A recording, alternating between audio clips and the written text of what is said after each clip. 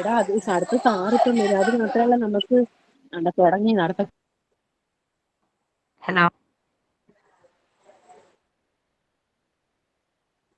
Hello ആശ record ചെയ്യാൻ തുടങ്ങി അടുത്ത ക്ലാസ്സിലേക്ക്. ആണോ? ഓക്കെ ഓക്കെ ശരി.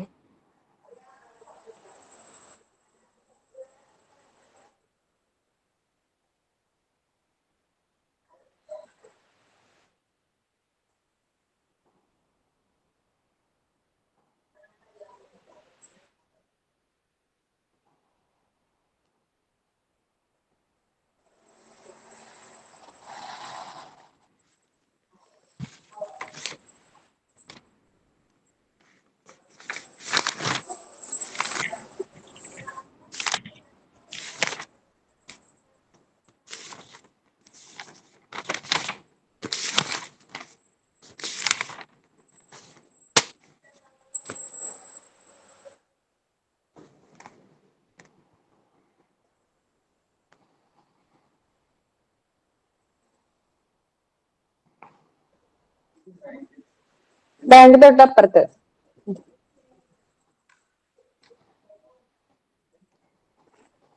അതന്നെ അതന്നെ.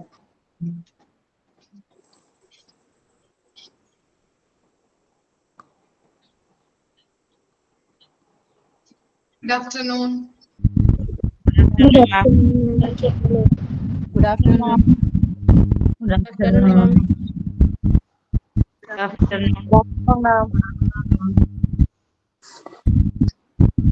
Good afternoon.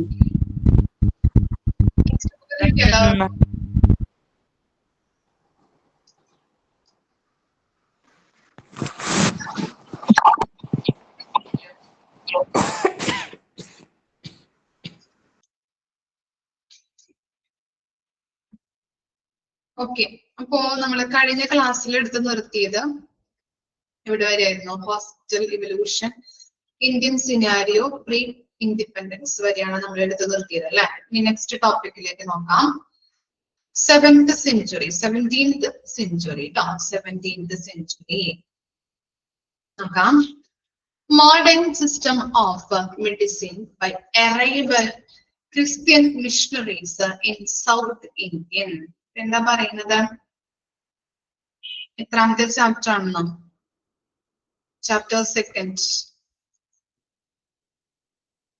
ഹിസ്റ്ററീസ് ആണ് പറഞ്ഞുകൊണ്ടിരിക്കുന്നത്. റെക്കോർഡിംഗ് ക്ലാസ് കാണുന്നില്ലേ നിങ്ങള്?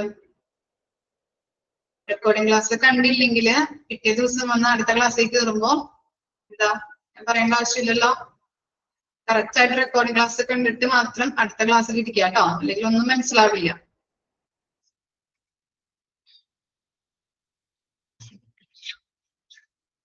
ഓക്കെ.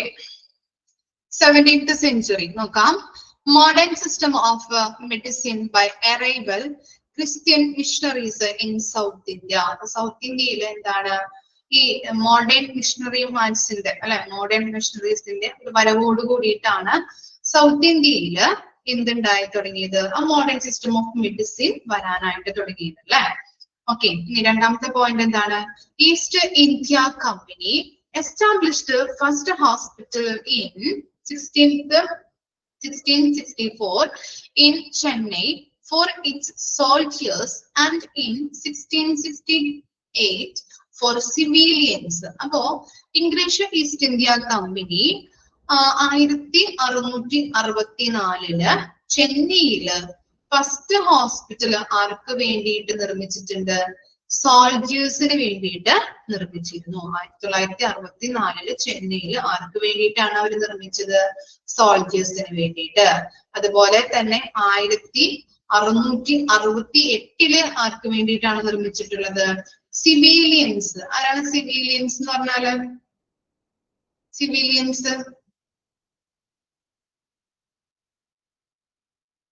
അറിയോ ആരാണെന്ന്? സാധാരണ അല്ലെ, നോർമൽ പീപ്പിൾ അല്ലെ, സാധാരണ പൗരന്മാർക്ക് വേണ്ടിയിട്ട് 1668 ഈസ്റ്റ് ഇന്ത്യ കമ്പനി എന്ത് നിർമ്മിച്ചു? ഹോസ്പിറ്റൽ നിർമ്മിച്ചു. അപ്പൊ 1664 ചെന്നൈയിൽ സോൾജേഴ്സിന് വേണ്ടിയിട്ട്, 1668 സിവിലിയൻസ് സാധാരണ പൗരന്മാർക്ക് വേണ്ടിയിട്ട് നിർമ്മിച്ചിരുന്നു.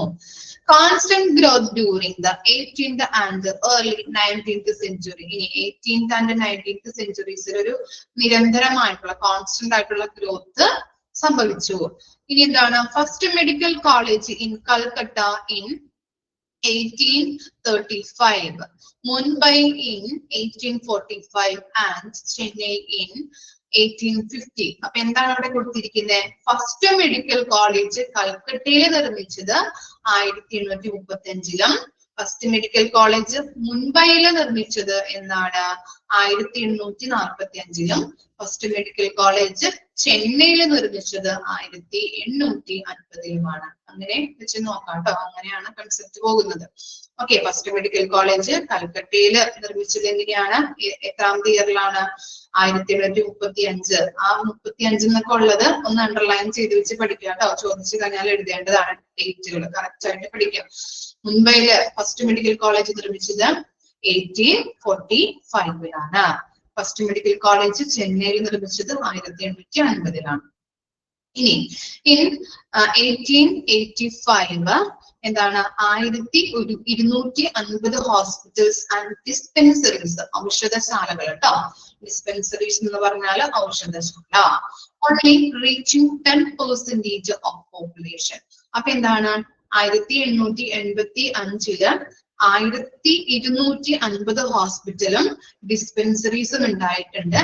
പക്ഷെ അവിടെ 10% ജനങ്ങൾക്ക് 10% പോപ്പുലേഷനെ കൊടുക്കാൻ പറ്റുന്ന ചികിത്സ മാത്രമായിരുന്നു അത്തരത്തിലുള്ള ഹോസ്പിറ്റലുകൾക്ക് ഉണ്ടായിരുന്നത്. ഓക്കെ, 10% പീപ്പിൾസിന് കൊടുക്കാനായിട്ടുള്ള രീതിയിലുള്ള ചികിത്സകൾ മാത്രമായിരുന്നു ഹോസ്പിറ്റലിൽ ലഭിച്ചിരുന്നത്. 1250 ഹോസ്പിറ്റലും ഡിസ്പെൻസറീസും 1885 ഉണ്ടായിരുന്നു. അവിടെ എന്താണ് ഉദ്ദേശിക്കുന്നത്? 10% ജനങ്ങൾക്ക് ചികിത്സ കൊടുക്കാൻ തരത്തിലുള്ള രീതിയിലുള്ള കാര്യങ്ങൾ മാത്രമായിരുന്നു ആ ഹോസ്പിറ്റലും ഡിസ്പെൻസറീസിലും ഉണ്ടായിരുന്നത്. അത്രയും കാര്യങ്ങളാണ് 17th സെഞ്ചുറീസിൽ പറയുന്നത്. ഓക്കെ,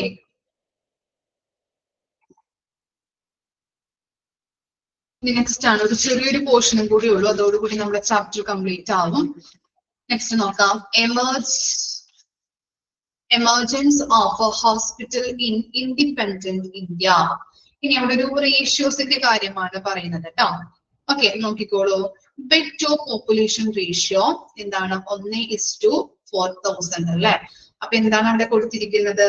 4000 ജനങ്ങൾക്ക് 4000 പോപ്പുലേഷന് ഒരു ബെഡ് എന്ന നിലയിലായിരുന്നു ഉണ്ടായിരുന്നത്. ഓക്കെ, 4000 ജനങ്ങൾക്ക് ഒരു ബെഡ് എന്ന നിലയിലായിരുന്നു ഉണ്ടായിരുന്നത്. പിന്നെ എന്താണ്? ഡോക്ടേഴ്സിന്റെ പോപ്പുലേഷൻ റേഷ്യോ എന്താണ്? Doctor to population ratio 1:6300. അപ്പൊ 6300 പോപ്പുലേഷൻ ഉണ്ടെങ്കിൽ അവർക്ക് ഒരു ഡോക്ടർ എന്ന നിലയിലായിരുന്നു അതിന്റെ പോപ്പുലേഷൻ പോയിക്കൊണ്ടിരുന്നത്, റേഷ്യോസ് പോയിക്കൊണ്ടിരുന്നത് കേട്ടോ. ഡോക്ടേഴ്സിന്റെ റേഷ്യോ, അതുപോലെ തന്നെ ബെഡിന്റെ റേഷ്യോയും ഒന്ന് ഓർത്ത് വെക്കാം. 1:4000. ഓക്കെ, ഡോക്ടറുടെ പോപ്പുലേഷൻ റേഷ്യോ എങ്ങനെയായിരുന്നു? അതിന്റെ റേഷ്യോസ് എങ്ങനെയാണ്? 1:6300. 6300 പോപ്പുലേഷന് ഒരു ഡോക്ടർ എന്ന നിലയിലായിരുന്നു അതിന്റെ റേഷ്യോ. ഇനി എന്താ? നേഴ്സ് പോപ്പുലേഷൻ റേഷ്യോ എന്ന് പറയുന്നത് 1:40,000 അല്ലെ. 4000 പോപ്പുലേഷന് 4000 ജനങ്ങൾ ഉണ്ടെങ്കിൽ അതിന് ഒരു നേഴ്സ് എന്ന നിലയിലായിരുന്നു നേഴ്സ് പോപ്പുലേഷൻ റേഷ്യോ പോകുന്നത്. Disparity in facilities in urban and rural area. പിന്നീട് എന്ത് സംഭവിച്ചു? അർബൻ ഏരിയയിലും അതുപോലെ തന്നെ റൂറൽ ഏരിയാസിലും വ്യത്യാസം സംഭവിച്ചിരുന്നു. അതിനുശേഷം ഇൻഡിപെൻഡന്റ് ടൈമില് എന്താണ്? 11,000 ഹോസ്പിറ്റൽ ബെഡ്സും 7400. അതെ, 40,000 എന്നാണ് പറഞ്ഞത്. എന്താ? 40,000 തന്നെയാണ് നേഴ്സിന്റെ പോപ്പുലേഷൻ റേഷ്യോ അല്ലേ? ആണോ ചോദിച്ചത്?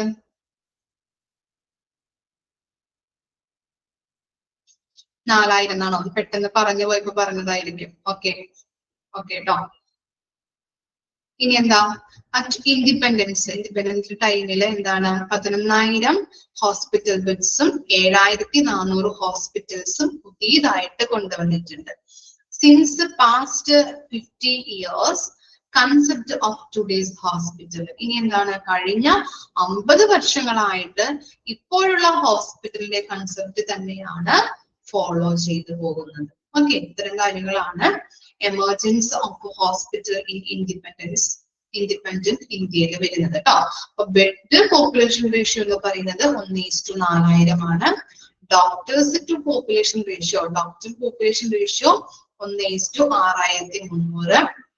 അതുപോലെ ഈ നഴ്സ് പോപ്പുലേഷൻ റേഷ്യോ എന്ന് പറയുന്നത് 1:40,000 40,000. ഓക്കെ, ഒന്ന് വായിച്ചു നോക്കാം കേട്ടോ.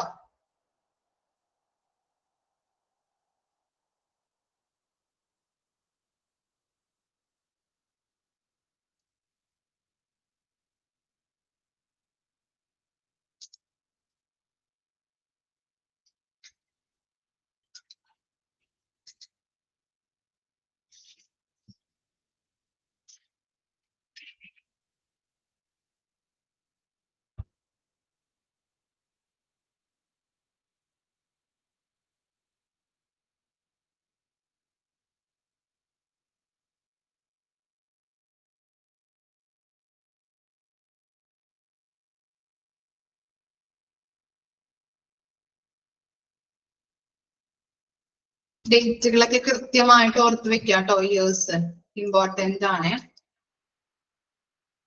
ഓക്കെ, പിന്നെ ഇവിടെ നമ്മള് സുശ്രുതയുടെ ആ പ്രബന്ധത്തിന്റെ പേര്, അദ്ദേഹം എഴുതിയിരിക്കുന്ന പ്രബന്ധം, അതിന്റെ പേര് സുശ്രുത സംഹിത എന്ന് തന്നെയാണ്. അപ്പൊ ഞാൻ കഴിഞ്ഞ പ്രാവശ്യം പറഞ്ഞപ്പോ സുശ്രുത എന്ന് പറഞ്ഞിട്ടുണ്ടായിരുന്നു എന്നൊരു സംശയമുണ്ട്.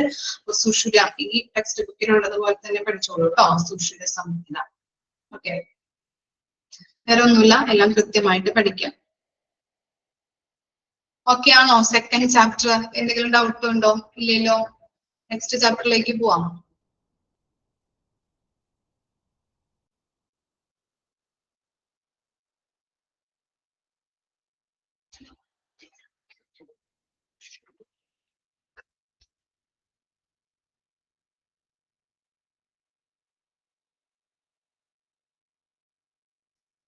ഓക്കെ, നെക്സ്റ്റ് ചാപ്റ്റർ എടുക്കാം കേട്ടോ.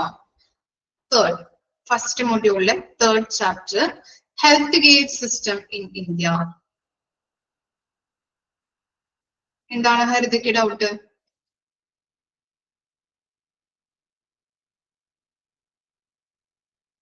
എന്താ doubt Haritha?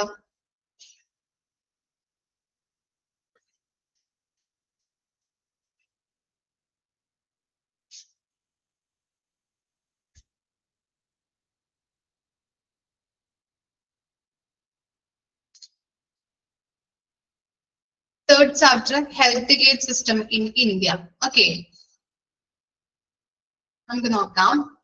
Traditional health gate system in India. In India, besides the existence of modern medicine, traditional medical practitioners continue to practice throughout the country. Popular native health care tradition consists of Ayurveda, Yoga, Unani, Siddha, Homeopathy and Naturopathy. Bracketൽ നോക്കി ആയുഷ് എന്ന് കൊടുത്തിട്ടുണ്ട് അല്ലെ. Okay, അപ്പോ ഈ traditional ആയിട്ടുള്ള health care സിസ്റ്റത്തിന്റെ കാര്യങ്ങളാണ് ഇവിടെ പറയുന്നത്.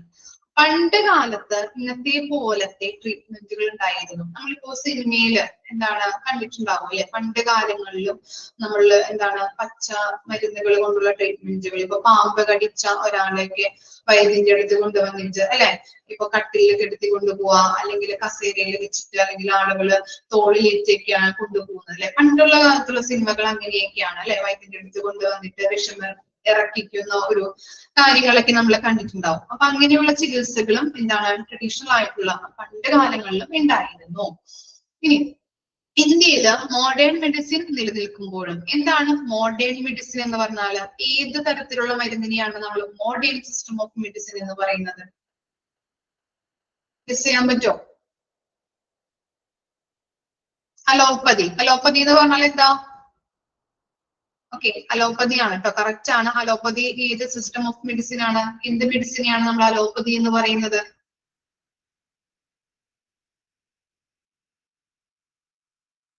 English. Okay, very good. English മരുന്നിനെയാണ് നമ്മൾ അലോപ്പതിക് സിസ്റ്റം എന്ന് പറയുന്നത്, അലോപ്പതിക് മെഡിസിൻ എന്ന് പറയുന്നത്. Okay, okay.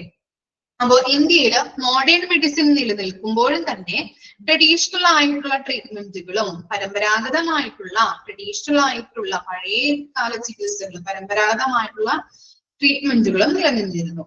ഇന്ത്യയിൽ അലോപ്പതിക് മെഡിസിൻ നിലനിൽക്കുമ്പോഴും പരമ്പരാഗതമായിട്ടുള്ള ട്രീറ്റ്മെന്റുകൾ ഉണ്ടായിരുന്നു എന്നാണ് പറയുന്നത്.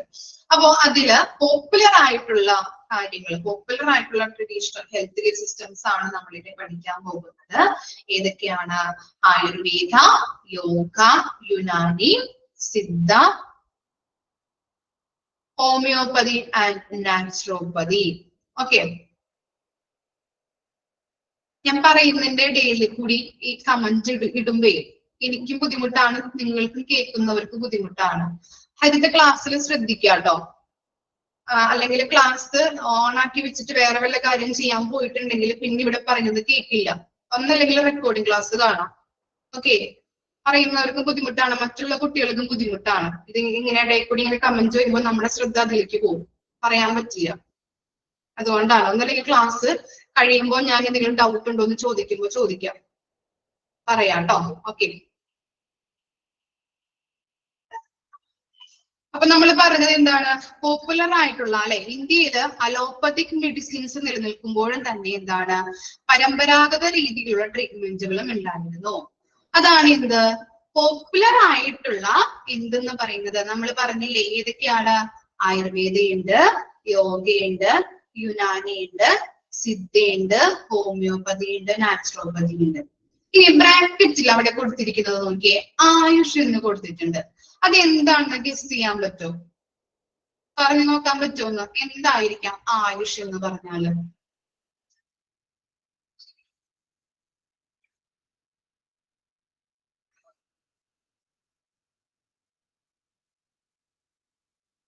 ഒന്ന് പറഞ്ഞു നോക്കി, എന്തായിരിക്കാം ആയുഷ് എന്ന് കൊടുത്തിരിക്കുന്നത്? എല്ലാത്തിന്റെയും ഷോർട്ട് അല്ലെ, എല്ലാത്തിന്റെയും ഫസ്റ്റ് ലെറ്റർ വെച്ചിട്ടാണ് അവിടെ കൊടുത്തിരിക്കുന്നത് അല്ലെ. നോക്കിയേ, ഒന്ന് നോക്കിയേ. ആയുർവേദയുടെ എ അല്ലെ, ഫസ്റ്റ് ലെറ്റർ. യോഗ വൈ അല്ലെ. ഇനി യുനാനി യു അല്ലെ. അതുപോലെ തന്നെ Siddha yes. Homeopathy and naturopathy അങ്ങനെയാണ് പറയുന്നത്. അപ്പൊ ഹോമിയോപ്പതി ആൻഡ് നാച്ചുറോപ്പതിയുടെ എച്ച് ഇല്ലേ, മനസ്സിലായില്ലേ? ആയുഷ്. ഓക്കെ, ഈ ആയുഷ് എന്ന അത് നിങ്ങൾ കേട്ടിട്ടുണ്ടോ? എവിടെയെങ്കിലും കേട്ടതായിട്ട് ഓർക്കുന്നുണ്ടോ? കണ്ടതായിട്ടോ കേട്ടതായിട്ടോ എവിടെയെങ്കിലും ഓർമ്മ വരുന്നുണ്ടോ ആയുഷ് എന്ന് പറയുന്നത്? കേട്ടിട്ടുണ്ട്. എവിടെയാണ് കേട്ടിരിക്കുന്നത്?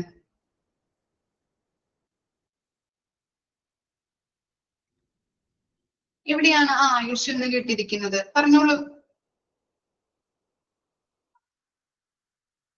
ഹോസ്പിറ്റലിൽ കേട്ടിട്ടുണ്ട് അല്ലെ. നമ്മൾ ഹോസ്പിറ്റലിൽ എന്തെങ്കിലും പ്രൊഡക്റ്റോ അല്ലെ എന്തെങ്കിലും ഓക്കെ ഹോസ്പിറ്റലുമായിട്ട് ബന്ധപ്പെട്ട് കേട്ടിട്ടുണ്ട്. പിന്നെന്തൊക്കെയാ? സിദ്ധ ഓക്കെ. ഞാനതല്ല ചോദിച്ചത്, ആയുഷ് എന്ന പദം എവിടെയെങ്കിലും കണ്ടതായിട്ടോ അല്ലെങ്കിൽ ആ വേർഡ് എവിടെയെങ്കിലും കണ്ടതായിട്ടോ? ഇൻഷുറൻസ് കാർഡിലുണ്ട്. പിന്നെ എവിടെയൊക്കെയാണ് കണ്ടിട്ടുണ്ടാവുമല്ലോ? നമ്മള് കണ്ട് മറന്നിട്ടുണ്ടാവും അല്ലെ. ഒന്ന് ഓർത്തു നോക്കിയേ. ടിവിയിൽ കണ്ടിട്ടുണ്ട്. ടിവിയിൽ എവിടെയാ കണ്ടിരിക്കുന്നത്? കറക്റ്റ് ആണ്, പറഞ്ഞോളൂ. എവിടെയാ കണ്ടിരിക്കുന്നത്? ആഡ്സിലാണോ? പല പല അഡ്വർടൈസ്മെന്റ് വരും അല്ലെ, അവിടെയാണോ കണ്ടിരിക്കുന്നത്? കറക്റ്റ് ആണ് പറഞ്ഞത്, ആഡ്സില്. Okay, very good. ആഡുകളിൽ അല്ലെ. അതുപോലെ തന്നെ എന്താണ് ഓരോ ആയുർവേദ പ്രൊഡക്റ്റിന്റെ ഒക്കെ പാക്കില് അല്ലെ, മെഡിസിൻ അല്ലെ. ഓക്കെ, ഷാംപൂല് കണ്ടിട്ടുണ്ട് അല്ലെ. അപ്പൊ അങ്ങനെയുള്ള ഓരോ പ്രൊഡക്റ്റിനെയും ആയിട്ട് ബന്ധപ്പെട്ട് നമ്മൾ ആയുഷ് എന്ന പദം കണ്ടിട്ടുണ്ട് അല്ലെ. ആയുഷ് എന്ന് പറയുന്നത് എന്താണ്? അപ്പൊ നമ്മൾ പറഞ്ഞു എന്താണ്, ആളുകള് ആയുർവേദ, യോഗ, യുനാനി ട്രീറ്റ്മെന്റുകളൊക്കെ പണ്ട് കാലങ്ങളിലും ഇപ്പോഴും ചെയ്യുന്നുണ്ട്. അപ്പോ 6 ചികിത്സാ രീതികളെയും കൂട്ടി നമ്മള് ആ ലെറ്റേഴ്സ് അല്ലെ 6 ചികിത്സാ രീതികളാണ് ഇതിൽ കൊടുത്തിരിക്കുന്നത്. ഏതൊക്കെയാണ് പോപ്പുലർ ആയിട്ടുള്ള നേറ്റീവ് ഹെൽത്ത് കെയർ ട്രഡീഷൻസ് എന്ന് പറയുന്നത്? Ayurveda, yoga, Unani, Siddha, homeopathy and naturopathy. അങ്ങനെ 6 ചികിത്സകളെയും കൂട്ടിച്ചേർത്ത് പറയുന്ന പേരാണ് അല്ലെ, ഷോർട്ട് ഫോമിൽ പറയുന്ന പേരാണ് എന്ത്? ആയുഷ് എന്ന് പറയുന്നത്. മനസ്സിലായോ? ഫസ്റ്റ് ടോപ്പിക് അല്ലെങ്കിൽ ഫസ്റ്റ് പാരഗ്രാഫ് ക്ലിയർ ആയോ? ആയുഷ്. ഓക്കെ. ഇനി കുറച്ച് കാര്യം കൂടി ആയുഷിന്റെ കാര്യത്തിൽ ഞാൻ പറഞ്ഞു തരാം. അവിടെ കൊടുത്തിട്ടില്ല, കുറച്ച് മനസ്സിലാക്കി എടുക്കേണ്ട കാര്യങ്ങളുണ്ട്, പറഞ്ഞു തരാം. നമ്മളിപ്പോ ഒരു എന്താണ് ഈ ആയുഷ് എന്ന് പറയുന്നത്? ആയുഷ് മന്ത്രാലയം എന്ന് കേട്ടിട്ടുണ്ടോ നിങ്ങൾ? ആയുഷ് മന്ത്രാലയം. ഓക്കെ. ഈ Ayurveda, yoga, Unani, Siddha, homeopathy and naturopathy എന്ന് പറയുന്നത് ആയുഷ് മന്ത്രാലയത്തിന്റെ കീഴിൽ വരുന്നതാണ്. ഓക്കെ, ആയുഷ് മന്ത്രാലയത്തിന്റെ കീഴിൽ വരുന്നതാണ്. അതുപോലെ തന്നെ ഇപ്പൊ നമ്മൾ ഒരു യോഗ സെന്ററിൽ പോയിട്ട് നമ്മൾ യോഗ ചെയ്യുകയാണെങ്കിൽ അവിടെയുള്ള ഒരു സർട്ടിഫിക്കറ്റിൽ അവിടെ എന്തെങ്കിലും ഫ്ലെക്സുമായിട്ട് ബന്ധപ്പെട്ട് ഫ്ലെക്സ് വെക്കുകയാണെങ്കിൽ എന്താണ് ഓക്കെ, അപ്പൊ ഫ്ലെക്സിൽ നമുക്ക് കാണാൻ പറ്റും ആയുഷ് മന്ത്രാലയ. അതുപോലെ തന്നെ ഇപ്പോ യോഗയുമായിട്ട് ബന്ധപ്പെട്ട് നമ്മളൊരു കോഴ്സ്, ഒരു ഡിപ്ലോമ കോഴ്സ് ചെയ്യുകയാണെങ്കിൽ നമ്മൾ എക്സാം ഒക്കെ എഴുതി നമ്മൾ പാസ്സായി നമുക്ക് ഒരു സർട്ടിഫിക്കറ്റ് കിട്ടും. ആ സർട്ടിഫിക്കറ്റിൽ എന്താണ്? ആയുഷ് സർട്ടിഫൈഡ് എന്ന് കൊടുത്തിട്ടുണ്ടോ? അപ്പൊ എന്താണ് ഇതൊക്കെ ഉദ്ദേശിക്കുന്നത്? ഈ ആയുർവേദ പോപ്പുലർ ആയിട്ടുള്ള ഹെൽത്ത് കെയർ ട്രഡീഷൻസ് ഏതൊക്കെയാണ്? Ayurveda, yoga, Unani, Siddha, homeopathy and naturopathy എന്ന് പറയുന്നത് ആയുഷ് മന്ത്രാലയത്തിന് കീഴിൽ വരുന്നതാണ്. ഇനി എന്താണ് ആയുഷ് എന്ന് പറഞ്ഞാല്? നമ്മൾ പറഞ്ഞു ഇതൊരു എന്താണ് ഇത് ആയുഷ് എന്ന് പറഞ്ഞാല് എന്താണ്? ഗവൺമെന്റ് ഓഫ് ഇന്ത്യയുടെ കീഴിൽ വരുന്നതാണ് ഒന്നാണ്. ഓക്കെ, ഗവൺമെന്റ് ഓഫ് ഇന്ത്യയുടെ കീഴിൽ വരുന്ന ഒന്നാണ്. അതുപോലെ തന്നെ നമ്മൾ പറഞ്ഞു ആയുർവേദ, യോഗ, യുനാനി കേട്ടിരുന്നാൽ മതി കേട്ടോ. Ayurveda, yoga, Unani, Siddha, homeopathy and naturopathy under the ministry of AYUSH. AYUSH മന്ത്രാലയത്തിന്റെ കീഴിൽ വരുന്ന കാര്യങ്ങളാണ് നമ്മൾ പറഞ്ഞ Ayurveda, yoga, Unani, Siddha, homeopathy and naturopathy എന്ന് പറയുന്നത്. അതുപോലെ തന്നെ ഈ ആയുഷ് എന്ന് പറയുന്നത് the ministry under the government of India, government of ഇന്ത്യയുടെ കീഴിൽ വരുന്ന ഒന്നാണ്. അത് ഫോം ചെയ്തിരിക്കുന്നത് it is formed in 9th November 2014. Okay, AYUSH എന്ന് പറഞ്ഞിരിക്കുന്ന അത് ഗവൺമെന്റിന് കീഴിൽ വരുന്നതാണ്. അതുപോലെ തന്നെ അത് ഫോം ചെയ്തിരിക്കുന്നത് എന്നാണ്? 9 November 2014 9th November 2014 ഇത്രയും കാര്യങ്ങളാണ് അതിൽ നമ്മൾ നോക്കേണ്ടത്. ക്ലിയർ ആയോ? ഓക്കെ. ഇനി നെക്സ്റ്റ് ആണ് ആയുർവേദ അല്ലെ. നമ്മൾ പറഞ്ഞു എന്താണ്? Popular native health care traditions consist of. First വന്നിരിക്കുന്നത് ആരാണ്? ആയുർവേദയാണ്. ഇനി ആയുർവേദയെ കുറിച്ചാണ് നമ്മൾ പഠിക്കാൻ പോകുന്നത്. ഓക്കെ, ആയുർവേദ ഇതിന്റെ മീനിങ് എന്താ കൊടുത്തിരിക്കുന്നത്? Meaning science of life. Underline ചെയ്യാം, ടെക്സ്റ്റ് ബുക്ക് ഉള്ളവര് അണ്ടർലൈൻ ചെയ്യാം, അല്ലാത്തവര് ലെക്ചർ നോട്ട് ആയിട്ട് പോയിന്റ് ഔട്ട് ചെയ്യാം. ആയുർവേദ എന്ന ഹെഡിങ് കൊടുക്കാം. ആയുർവേദയുടെ മീനിങ് എന്ന് പറയുന്നത് സയൻസ് ഓഫ് ലൈഫ്. എന്താണ് സയൻസ് ഓഫ് ലൈഫ് എന്ന് പറഞ്ഞാൽ? അതിന്റെ മീനിങ് എന്താ മീനിങ്? സയൻസ് ഓഫ് ലൈഫ് എന്ന് പറഞ്ഞാല് എന്താണ്?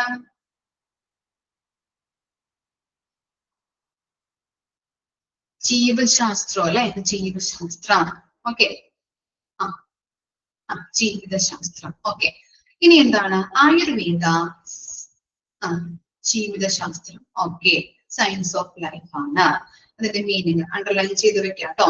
ഇനി നോക്കി, Ayurveda system deals with cause, symptoms, diagnosis and treatment based all aspects of well-being, mental, physical and spiritual. അപ്പൊ എന്താണ് പറയുന്നത്? കോസസ് എന്ന് പറഞ്ഞാൽ എന്താണ് മീനിങ്? കോസസ് എന്താ മീനിങ്? കോസസ് എന്ന് പറഞ്ഞാൽ എന്താ?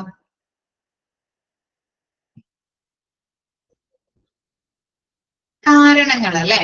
ഇനി അതുപോലെ തന്നെ സിംറ്റംസ് എന്തായിരിക്കും മീനിങ്? സിംറ്റംസ് എനിക്കറിയാം. എന്നാലും ആർക്കെങ്കിലും ഒക്കെ അറിയാത്തതുണ്ടെങ്കിൽ, വാക്കുകളുടെ അർത്ഥങ്ങൾ അറിയാത്തത് ഉണ്ടെങ്കിൽ, ലക്ഷണങ്ങള്, സിംറ്റംസ് എന്ന് പറഞ്ഞാല് ലക്ഷണങ്ങള്. ഡയഗ്നോസിസ് എന്താ?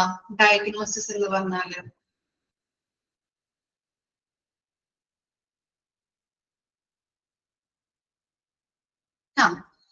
കണ്ടുപിടിക്കുക, അല്ലെങ്കിൽ രോഗനിർണയം, അല്ലെ? രോഗനിർണയം. ട്രീറ്റ്മെന്റ് അറിയാലോ. അപ്പൊ ഇവിടെ പറയുന്നത് എന്താണ്? ഈ മെന്റലി ആയിക്കോട്ടെ, സ്പിരിച്വലി ആയിക്കോട്ടെ, അതുപോലെ തന്നെ ഫിസിക്കലി ആയിക്കോട്ടെ, ഒരു ഹ്യൂമൻ ബോഡിയില് രോഗങ്ങൾ ഉണ്ടാകുന്നതിന്റെ കാരണങ്ങള്, രോഗലക്ഷണങ്ങള്, അതുപോലെ തന്നെ എന്താണ് രോഗലക്ഷണങ്ങൾ എന്തൊക്കെയാണ്, രോഗനിർണയം നടത്തുന്നത് എങ്ങനെയാണ്, അതുപോലെ എന്തൊക്കെ ട്രീറ്റ്മെന്റുകളാണ് ചെയ്യുന്നത്, അങ്ങനെയുള്ള കാര്യങ്ങളാണ് ആയുർവേദ ഡീൽ ചെയ്യുന്നത്. ഒന്നുകൂടി പറയാം.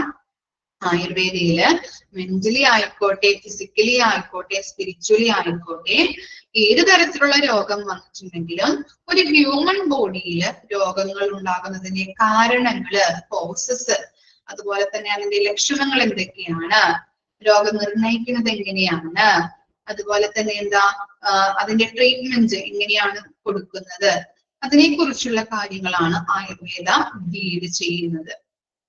അതുപോലെ തന്നെ നമ്മുടെ PDF-ലില്ല, എന്നാലും നിങ്ങൾക്ക് അറിയേണ്ട കാര്യങ്ങളുണ്ട്. നോട്ടാക്കി എഴുതിയെടുക്കുക കേട്ടോ. എന്താണെന്ന് വെച്ചാൽ ഞാൻ പറയാം, നിങ്ങളുടെ രീതിയിൽ നിങ്ങൾ നോട്ട് ചെയ്തിട്ട് എഴുതിയെടുക്കുക.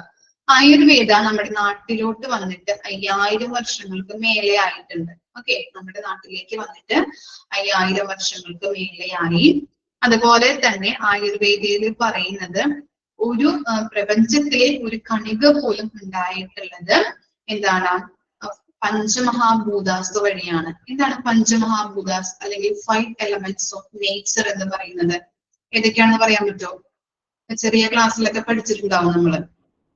5 elements of nature. Air, water,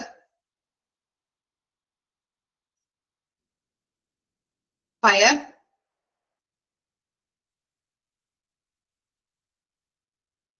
ഏതാ? ഓക്കെ, അപ്പൊ എന്താണ് ഞാൻ പറഞ്ഞു?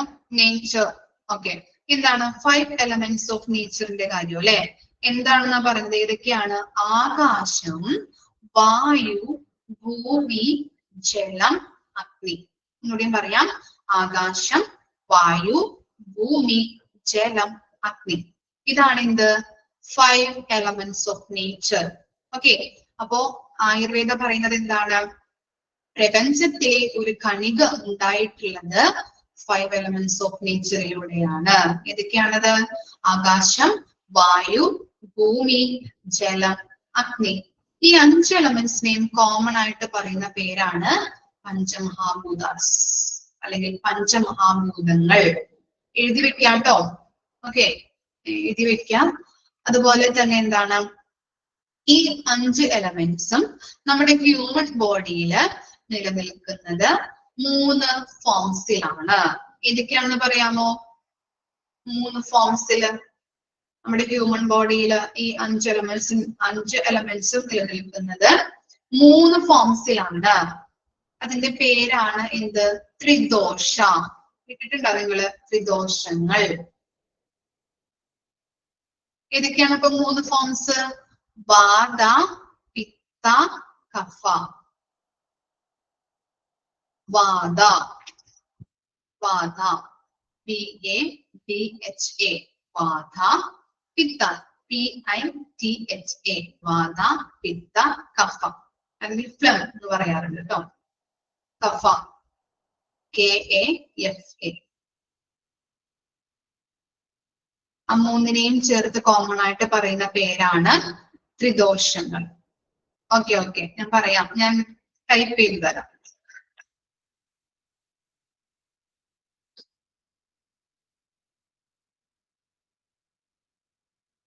പഞ്ചമഹാഭൂതാസ് എന്ന് പറഞ്ഞാല് എന്താണ്? പ്രപഞ്ചത്തിലെ ഒരു കണിക പോലും ഉണ്ടായിട്ടുള്ളത് 5 elements ഓഫ് നേച്ചറിലൂടെയാണെന്നാണ് പറയുന്നത്. ആ 5 elements ഓഫ് നേച്ചർ ആണ് പഞ്ചമഹാഭൂതാസ് എന്ന് പറയുന്നത്. പഞ്ചമഹാഭൂതാസ് ഏതൊക്കെയാണ്? ആകാശം, വായു, ഭൂമി, ജലം, അഗ്നി. ഓക്കെ, ഈ 5 എലമെന്റ്സും നമ്മുടെ ഹ്യൂമൻ ബോഡിയിൽ നിലനിൽക്കുന്നത് 3 ഫോംസിലാണ്. എന്താണ്? വാത, പിത്ത, കഫ. ഓക്കെ,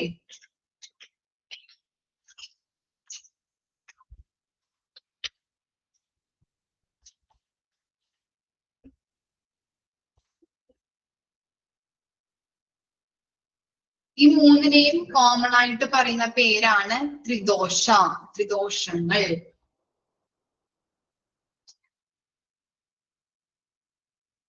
ഞാൻ കമന്റ് ചെയ്തിട്ടുണ്ട് കേട്ടോ, അത് നോക്കി ചെയ്തോ.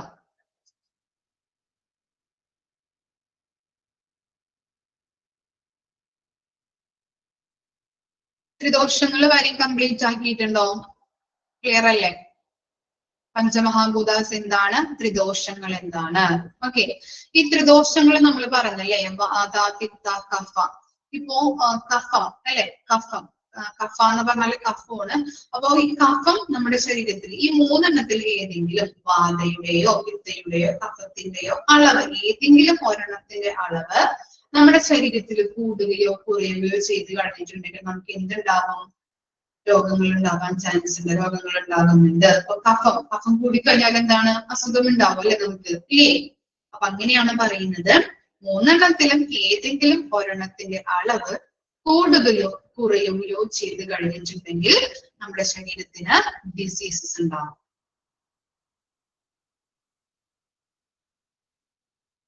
ഇത്രയും കാര്യങ്ങളാണ് ആയുർവേദയില് നമ്മൾ നോക്കേണ്ടത്. പഞ്ചമഹാഭൂതാസ് നോക്കണം.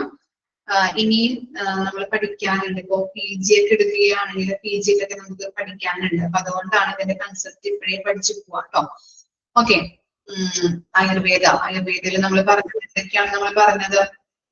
ആയുർവേദ എന്ന് പറഞ്ഞാല് ആദ്യം ആയുഷ് പറഞ്ഞല്ലേ. ആയുഷ് എന്ന് പറഞ്ഞു കഴിഞ്ഞാൽ എന്തൊക്കെയാണ്? നമ്മുടെ പോപ്പുലർ ആയിട്ടുള്ള നേറ്റീവ് ഹെൽത്ത് കെയർ ട്രഡീഷൻസ് ഏതൊക്കെയാണ്? പോപ്പുലർ ആയിട്ടുള്ള കാര്യങ്ങള് Ayurveda, yoga, Unani, Siddha, homeopathy and naturopathy. ഇവിടെ എല്ലാം ഫസ്റ്റ് ലെറ്റർ ചേർന്നതാണ് ആയുഷ്. ആയുഷ് എന്ന് പറയുന്നത് സെൻട്രൽ ഗവൺമെന്റിന് കീഴിൽ വരുന്ന ഒന്നാണ്. 9th November 2014 ഇത് ഫോം ചെയ്തിരിക്കുന്നത്. അത് അറിഞ്ഞിരുന്നാൽ മതി കേട്ടോ, ക്വസ്റ്റ്യൻ ഒന്നും വരാറില്ല, എക്സ്ട്രാ ഞാൻ പറഞ്ഞതാണ്. അതുപോലെ തന്നെ ആയുർവേദയിൽ പറയുന്നത് അതിന്റെ മീനിങ് അണ്ടർലൈൻ ചെയ്യാം. സയൻസ് ഓഫ് ലൈഫ് ആണ്. അതുപോലെ തന്നെ നമ്മുടെ 5 എലമെന്റ്സ് ഓഫ് നേച്ചറിന്റെ കാര്യം പറയുന്നുണ്ട്. ആയുർവേദത്തിൽ പറയുന്നത് എന്താണ്? പ്രപഞ്ചത്തിൽ ഓരോ കണിക പോലും ഉണ്ടായിട്ടുള്ളത് എന്താണ്? ഈ 5 എലമെന്റ്സ് ഓഫ് നേച്ചർ വഴിയാണ്. ആ 5 എലമെന്റ്സ് ഓഫ് നേച്ചർ എന്ന് പറയുന്നത് ആകാശം, വായു, ഭൂമി, ജലം, അഗ്നി. അതിനെ എല്ലാം കൂടി ആ 5 എലമെന്റ്സിനെ പറയുന്നതാണ് ഇത് പഞ്ചമഹാഭൂതാസ്. ഈ പഞ്ചമഹാഭൂതാസ് നമ്മുടെ ഹ്യൂമൻ ബോഡിയിൽ 3 രീതിയിലാണ് നിലനിൽക്കുന്നത്, 3 ഫോംസിലാണ്. വാത, പിത്ത, കഫ. ആ 3 കോമൺ ആയിട്ട് പറയുന്ന പേരാണ് ത്രിദോഷങ്ങൾ. ഈ ത്രിദോഷങ്ങളില് ഏതിന്റെയും ഒരെണ്ണത്തിന്റെ, ഇപ്പൊ കഫ എടുത്തു കഴിഞ്ഞാൽ കഫത്തിന്റെ അളവ് നമ്മുടെ ശരീരത്തിൽ കൂടുകയോ കുറയുകയോ ചെയ്തു കഴിഞ്ഞാൽ അസുഖങ്ങൾ ഉണ്ടാകുന്നു. ഇത്രയും കാര്യങ്ങളാണ് അതിനകത്ത് നോക്കേണ്ടത്. അതുപോലെ തന്നെ ആയുർവേദത്തില് മെഡിസിൻസ് എങ്ങനെയാണ് പ്രിപ്പയർ ചെയ്യുന്നത്, പ്രൊഡ്യൂസ് ചെയ്യുന്നത് എങ്ങനെയാണ് ആയുർവേദത്തില്? അതിന്റെ അഡ്വാൻറ്റേജ് എന്തായിരിക്കും? ആയുർവേദത്തിന്റെ അഡ്വാൻറ്റേജ് റൂട്ട്സ് അല്ലെങ്കിൽ പ്ലാന്റ്സ് അല്ലെ, നാച്ചുറലി ആണ് അവരുടെ മെഡിസിൻസ് ഉണ്ടാക്കുന്നത്. അതുപോലെ തന്നെ അതിന് എന്തുണ്ടാവില്ല? സൈഡ് എഫക്ട്സ് ഉണ്ടാവില്ല. അതാണ് അതിന്റെ അഡ്വാൻറ്റേജ് എന്ന് പറയുന്നത്. ഈ കാര്യങ്ങൾ നമുക്ക് അറിയാവുന്ന കാര്യങ്ങളാണ്. ഓക്കെ, നെക്സ്റ്റ് ആണ് യോഗ. ആയുർവേദം ഓക്കെ അല്ലേ എല്ലാവർക്കും?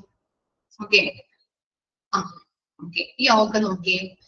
ഈസ് ബോത്ത് ഈ science and an art that promotes healthy living physically, mentally, morally and spiritually. അപ്പോൾ എന്താണ് യോഗയിൽ പറയുന്നത്?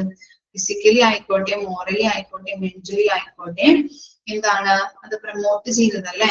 പ്രൊമോട്ട് ചെയ്യുന്നത് ഒരു ഹെൽത്ത്ഫുൾ ലിവിങ് ആണ് അല്ലെ. ഹെൽത്ത്ഫുൾ ലിവിങ്ങിനെയാണ് അത് പ്രോത്സാഹിപ്പിക്കുന്നത്. നമുക്കറിയാം യോഗ ചെയ്യുന്നത് കൊണ്ടുള്ള ഗുണങ്ങൾ നിങ്ങൾക്കറിയില്ലേ? യോഗ ചെയ്യുന്നവർ ആരെങ്കിലും ഉണ്ടോ? റെഗുലർ ആയിട്ട് യോഗ ചെയ്യുന്നവര് നമ്മുടെ ക്ലാസ്സിലുണ്ടോ? ആരെങ്കിലും? ഇല്ല, ആരും ചെയ്യുന്നില്ല, യോഗ ചെയ്യാറില്ല ആരും. ഓക്കെ, റെഗുലർ ആയിട്ട് ഇല്ല. ഓക്കെ, റെഗുലർ ആയിട്ട് നമ്മുടെ യോഗ ചെയ്തിട്ടുണ്ടെങ്കിൽ എന്തൊക്കെ ബെനിഫിറ്റ്സ് ആണ് നമുക്ക് ഉണ്ടാവുക? ചെയ്യാറില്ല. ഓക്കെ,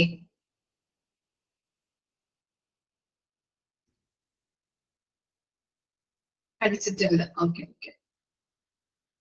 അപ്പോ എന്താണ് ബെനിഫിറ്റ്സ്? യോഗ കൊണ്ടുള്ള ബെനിഫിറ്റ് മൈൻഡ് കൂൾ ആവും അല്ലെ?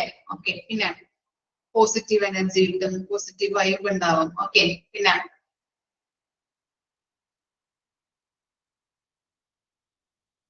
പിന്നെന്താ?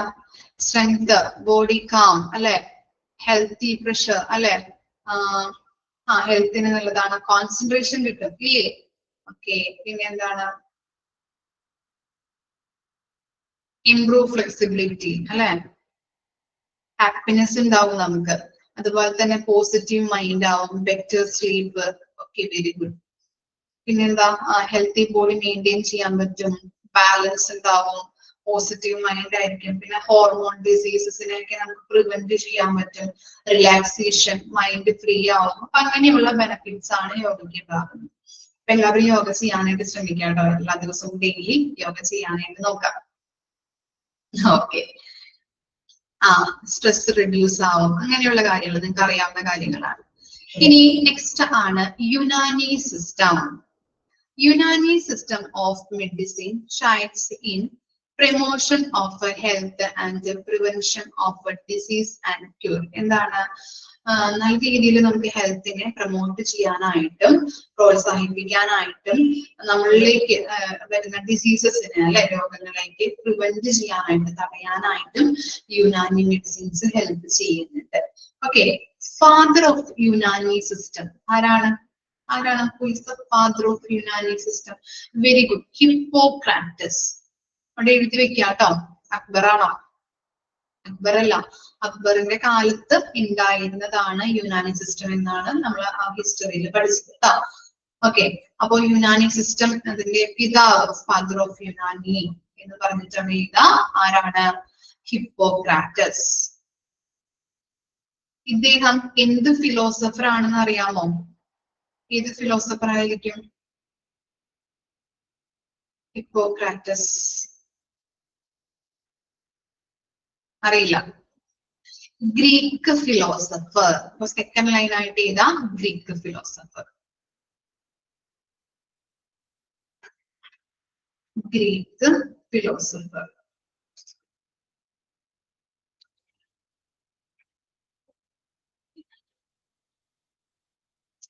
Next sentence ചെയ്ത this system is based on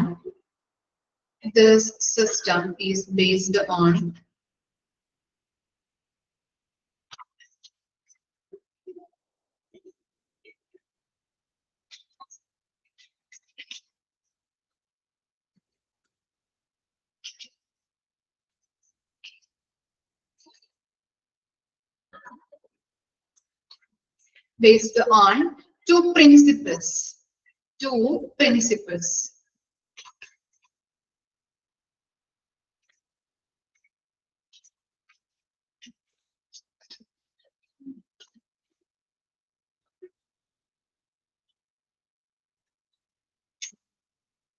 ഏതൊക്കെയാണ് പ്രിൻസിപ്പിൾ? ഞാൻ കമന്റ് ചെയ്തിട്ടുണ്ട്, നോക്കാം കേട്ടോ. ഫസ്റ്റ് വൺ ചതുർദോഷ തിയറി ആൻഡ് ചതുർഭൂത തിയറി കേട്ടോ. ചതുർദോഷ ആൻഡ് ചതുർഭൂത theory.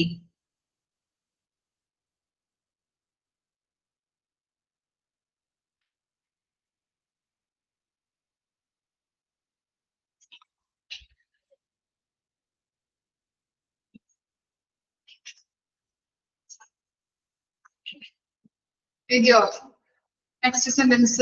The system said that the system said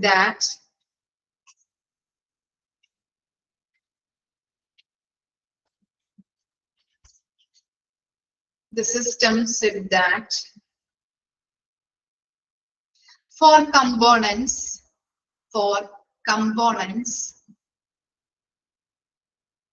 are seen in the human body. Are seen, S-E-E-N, S-E-E-N, seen in the human body. ഏതൊക്കെയാണ് 4 കമ്പോണൻസ് യൂനാനി സിസ്റ്റത്തിൽ പറയുന്നത്? ഫസ്റ്റ് വൺ ഞാൻ ചെയ്തിട്ടുണ്ട്, കമന്റ് ചെയ്തിട്ടുണ്ട്, ബ്ലഡ്. സെക്കൻഡ് വൺ കഫ. Third one bile and black bile. Fourth one black bile. Bile എന്ന് പറഞ്ഞാല് പിത്തരസം. പിത്തരസം.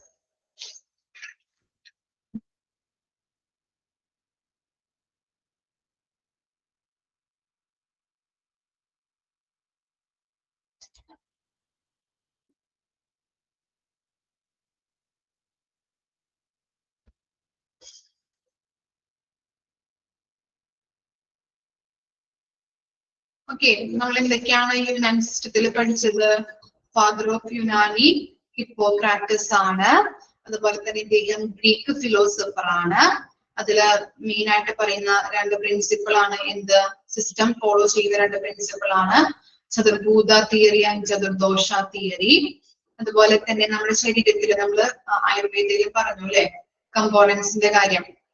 Okay, അതുപോലെ തന്നെ യുനാനി സിസ്റ്റത്തിലും പറയുന്നുണ്ട്. The systems said that 4 components are seen for human body. നമ്മുടെ ഹ്യൂമൻ ബോഡിയിൽ 4 കമ്പോണൻസ് ഉണ്ട്. ഏതൊക്കെയാണ്? ബ്ലഡ്, കഫ, bile, black bile. Okay, bile എന്ന് പറഞ്ഞാല് പിത്തരസം. ഓക്കെ, അപ്പൊ ഈ കമ്പോണൻസിൽ നമ്മുടെ ഹ്യൂമൻ ബോഡിയിൽ ഈ 4 കമ്പോണൻസ് ഉണ്ടെന്നാണ് പറയുന്നത്. ആ 4 കമ്പോണൻസിൽ ഏതെങ്കിലും ഒരെണ്ണത്തിന്റെ അളവ് കൂടുകയോ കുറയുകയോ ചെയ്ത് കഴിഞ്ഞിട്ടുണ്ടെങ്കിൽ അസുഖം ഉണ്ടാവും. ഓക്കെ, അതുകൂടി ഒന്ന് ഓർത്ത് വെക്കാം കേട്ടോ. നമ്മള് ചതുർദോഷയില് നമ്മൾ പറഞ്ഞില്ലേ കഫത്തിന്റെ അളവ് കൂടുകയോ കുറയുകയോ ചെയ്ത് കഴിഞ്ഞാൽ ആയുർവേദയിലാണ് നമ്മളത് പറഞ്ഞത്. അതുപോലെ തന്നെയാണ് യുനാനി സിസ്റ്റത്തിലും 4 കമ്പോണൻസ് പറയുന്നത്. ആ കമ്പോണൻസിൽ ഏതെങ്കിലും ഒരെണ്ണത്തിന്റെ അളവ് കൂടുകയോ കുറയുകയോ ചെയ്ത് കഴിഞ്ഞാൽ അസുഖം ഉണ്ടാവും.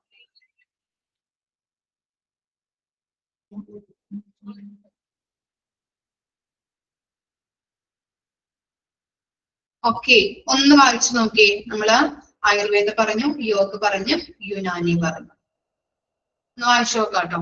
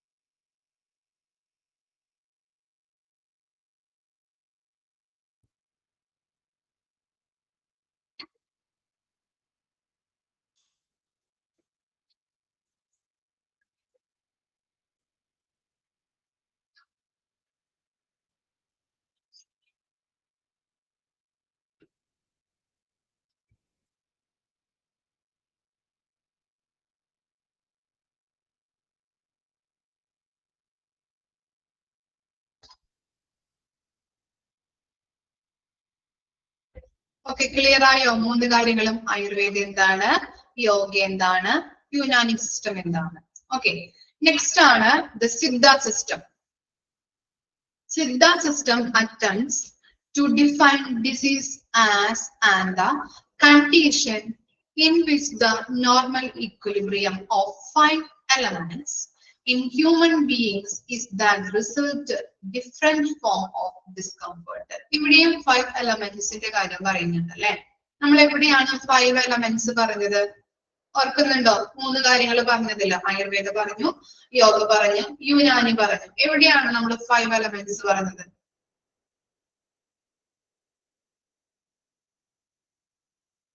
ആയുർവേദയിലാണ് അല്ലെ. ഓക്കെ, അപ്പൊ ആയുർവേദയിൽ ഫോളോ ചെയ്യുന്ന ആ 5 elements പറഞ്ഞു നമ്മള്. അതിനെയാണ് നമ്മൾ എന്തെന്ന് പറയുന്നത്? പഞ്ചമഹാഭൂതാസ് എന്ന് പറയുന്നത് അല്ലെ. പഞ്ചമഹാഭൂതാസും അതുപോലെ തന്നെ ത്രിദോഷങ്ങളും നമ്മൾ പറഞ്ഞു. ആ കൺസെപ്റ്റ് തന്നെയാണ് സിദ്ധ സിസ്റ്റത്തിലും ഫോളോ ചെയ്തത്. അതാണ് അവിടെ കൊടുത്തിരിക്കുന്നത് 5 elements. മനസ്സിലായോ? ആയുർവേദത്തിൽ പറഞ്ഞിട്ടുള്ളത് പോലെ തന്നെ പഞ്ചമഹാഭൂതാസിലും എന്തുണ്ട്? പഞ്ചമഹാഭൂതാസ് സിദ്ധ സിസ്റ്റത്തിലുമുണ്ട്. ആ പഞ്ചമഹാഭൂതാസിൽ നമ്മൾ പറഞ്ഞു നമ്മുടെ ഹ്യൂമൻ ബോഡിയിൽ 5 elements നിലനിൽക്കുന്നത് 3 ഫോംസിലാണ്. ഏതാണത്? അതിനെയാണ് ത്രിദോഷങ്ങൾ എന്ന് പറയുന്നത് അല്ലെ. വാത, പിത്ത, കഫ. ഓക്കെ, ഈ വാത, പിത്ത, കഫയില് ഏതെങ്കിലും ഒരെണ്ണത്തിന്റെ അളവ് കൂടുകയോ കുറയുകയോ ചെയ്ത് കഴിഞ്ഞാൽ നമുക്ക് എന്തുണ്ടാവും? നമ്മുടെ ബോഡിയിൽ എന്തുണ്ടാവും? എന്താ സംഭവിക്കുക? നമുക്ക് അസുഖങ്ങള് ഉണ്ടാകുന്നുണ്ട്. ഇതാണ് നമ്മൾ പറഞ്ഞത്. ഓക്കെ, ആ സെയിം കൺസെപ്റ്റ് തന്നെയാണ് അപ്പൊ ഇവിടെ ഫോളോ ചെയ്യുന്നത് എന്നുള്ളത് ഓർത്ത് വെക്കാം. ഇനി നെക്സ്റ്റ് നോക്കിയേ, സിദ്ധ സിസ്റ്റം ഏത് കൾച്ചറിൽ നിന്ന് വരുന്നതാണ് എന്ന് അറിയോ? ഏത് കൾച്ചറിൽ നിന്ന് വരുന്നതായിരിക്കും? Siddha system is generated from ഏത് കൾച്ചറിൽ നിന്നായിരിക്കും? അറിയില്ല. ബുദ്ധ അല്ല. പറയാം, എഴുതിയെടുക്കാം കേട്ടോ. Siddha system is a traditional system. Siddha system is a traditional system. Tamil culture ആണ്. വെരി ഗുഡ്, തമിഴ് കൾച്ചർ കേട്ടോ. Okay, Siddha system is a traditional system generated from Tamil culture. Generated from Tamil culture.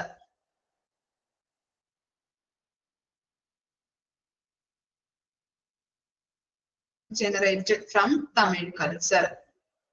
Okay.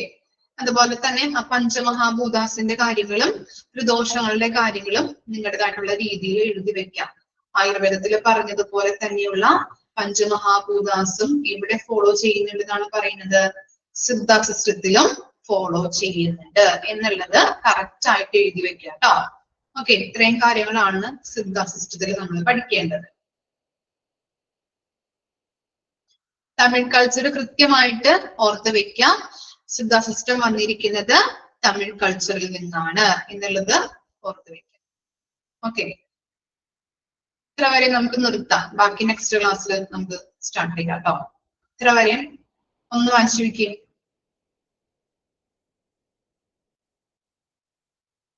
Siddha system വന്നിരിക്കുന്നത് ഞാൻ പറയാം.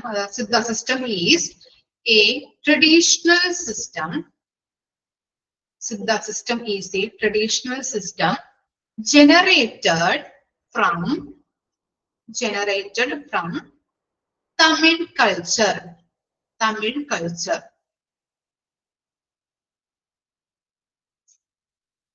ഇതെയോ?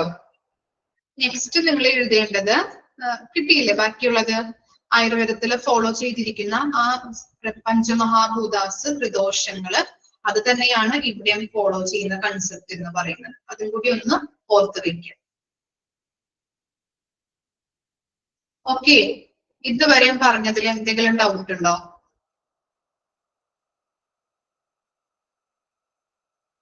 ക്ലിയർ ആണോ? സിദ്ധ സിസ്റ്റം വരെയും okay ആണ്? ഒരു ഡൗട്ടും ഇല്ല?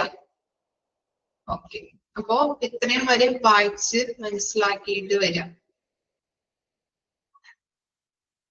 Okay, thank you.